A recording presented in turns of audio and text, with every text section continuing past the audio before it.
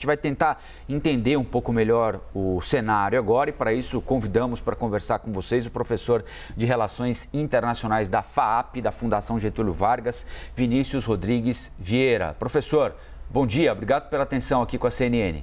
Bom dia, eu que agradeço o convite. Professor, daquilo que nós temos de resultado até agora, a gente viu aí os nossos colegas da CNN nos Estados Unidos falando em empate no Senado e naqueles estados onde ainda há disputa também há empate, né? Previsto, ou seja, democratas lideram em 2 estados e republicanos em 2 estados. Na Câmara, conforme esperado, a maioria já é republicana.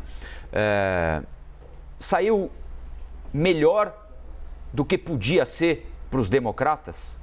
Vamos dizer que saiu menos pior do que podia ser para os democratas, porque já era ali certa a derrota dos democratas na Câmara, as projeções apontam aí para uma maioria bastante confortável dos republicanos, inclusive ali para fazer investigações contra Biden, investigações essas com claro propósito político de desestabilizar o governo. Enquanto no Senado nós chamamos atenção para uma vitória, não vou dizer que era inesperado, mas foi uma vitória ali um tanto quanto de última hora, na Pensilvânia, né? O senador, o candidato John Fetterman, né, ali da Pensilvânia, democrata, ganhou, né? É uma virada, antes era um senador republicano, então graças a essa vitória na Pensilvânia, que é um swing state, é um estado pêndulo, nós devemos ter um empate no Senado e, portanto, caberá à vice-presidente, presidente do Senado, a Kamala Harris, fazer o voto de Minerva.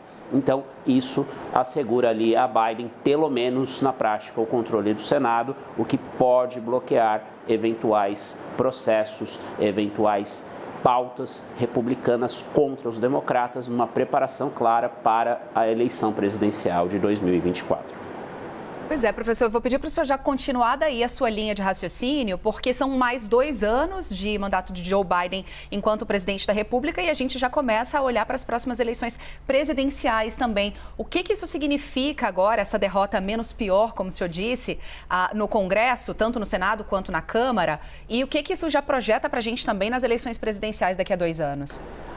A manutenção do controle no Senado assegura o mínimo de estabilidade necessária para Biden terminar o seu mandato com um mínimo de tranquilidade, mas não provê nenhum alívio para a disputa de 2024, que claramente tem ali os republicanos como favoritos, ou no nome de Donald Trump, que emplacou vários candidatos republicanos, e esses candidatos tendem a simplesmente ignorar qualquer demanda democrata, não fazer nenhum acordo com os democratas no Congresso. E o destaque fica para um potencial e o principal, eu diria, oponente de Trump no Partido Republicano, que é o governador da Flórida, Ron DeSantis. Ele demonstrou força ali na Flórida ao emplacar vários candidatos republicanos em áreas dominadas por latinos, distritos, né, onde os eleitores latinos são significantes. E então, nós temos ali os DeSantis demonstrando força dentro do Partido Republicano e, sobretudo, entre o voto latino, que é um voto aí que corresponde a aproximadamente 20% do eleitorado americano. Então, DeSantis se empodera perante Trump para, eventualmente, ser o candidato em 2024. Para os democratas, péssima notícia, porque DeSantis, por mais que tenha ali posições à direita, como Trump, ele é um candidato talvez mais capaz de atrair o voto dos latinos, não só na Flórida, mas nos Estados Unidos como um todo. E embora Biden seja o presidente em exercício, né, já tem uma idade um pouco avançada, mas é o presidente em exercício, o senhor acha que ele sai em condições de exigir a vaga de candidato à reeleição, se assim entender, ou o enfraquecimento do Partido Democrata nas urnas, que aliás é mais ou menos a regra, né, professor, nessas eleições de meio de mandato, porque é inevitável o desgaste do presidente que está no cargo, né? Ou isso pode fazer com que uma candidatura dele, caso ele tenha a intenção à reeleição, fique abalada? Na história recente americana, nós não temos nenhum caso de presidente incumbente, né, presidente no cargo, que tenha perdido a nomeação para a reeleição reeleição do seu próprio partido. Houve casos, como por exemplo em 92, o mais recente aqui na minha memória, em que o incumbente George Bush, o Bush pai, ele enfrentou ali um desafiante dentro do Partido Republicano, mas ele acabou prevalecendo. Biden, portanto, não será candidato apenas se não quiser. A midterm, o fato de ter perdido ali o controle da Casa dos Representantes, a Câmara Baixa americana, o equivalente à Câmara dos Deputados, não enfraquece Biden, porque isso já aconteceu, por exemplo, com Obama, aconteceu com o próprio Trump, né, no passado. Então, isso não tira do presidente a legitimidade para pleitear a reeleição. O fator principal do Biden, como você muito bem colocou, nós temos nele ali uma idade muito avançada, né? Seria uma novidade, um octogenário, concorrer à reeleição, sem qualquer preconceito contra o presidente Biden, e isso gera muita discussão ali no establishment político americano. O grande problema para os democratas é quem colocar no lugar de Joe Biden. A Kamala Harris, que poderia ser uma alternativa, ela é muito apagada, ela não tem ganhado aí o destaque que muitos esperavam, que ela, como primeira vice-presidente mulher e uma pessoa de minoria, né, étnica, ela teria ali mais destaque, inclusive entre a base do Partido Republicano. Isso não tem acontecido. Então, temos aí um vácuo de poder, não em função dessas eleições, mas por conta de Biden ter essa idade avançada e na falta de um substituto mais óbvio. Então, os democratas vão sair aí das urnas já debatendo qual é a melhor solução para 2024, mas por hora essa solução não está óbvia. Talvez Biden, portanto, pleiteie a reeleição, como costuma ser o caso ali por parte dos presidentes que detêm o poder nos Estados Unidos.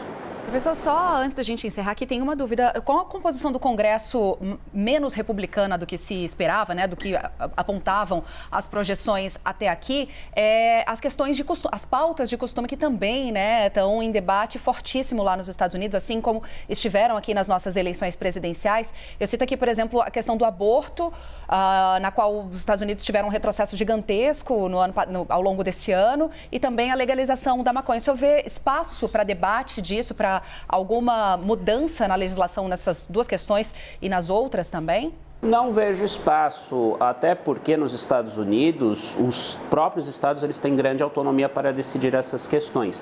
E é importante salientar que nestas eleições, vários estados, alguns mais conservadores e outros mais progressistas, colocaram ali em pauta tanto a legalização da maconha quanto a regulação do direito ao aborto em referendos, e os resultados foram esperados. Estados mais progressistas avançaram nessas questões, estados mais conservadores mantiveram essa questão. Portanto, o que nós podemos esperar é a não discussão desses temas no Congresso, porque não interessa ali a maioria republicana que está se formando na Câmara dos Representantes, e, portanto, essas serão questões a serem debatidas em nível estadual. Consolida-se assim uma divisão entre uma América mais progressista, mais à esquerda, geralmente os estados com minorias raciais das costas leste e da costa oeste, e a América mais interiorana, mais conservadora do sul e também dos estados do meio oeste. Muito bem. O professor Vinícius vai continuar aqui com a gente ao longo desta manhã na programação da CNN para nos ajudar a continuar entendendo o que é que está se passando por lá. Já já a gente volta a conversar. Professor, obrigado por enquanto. Obrigado.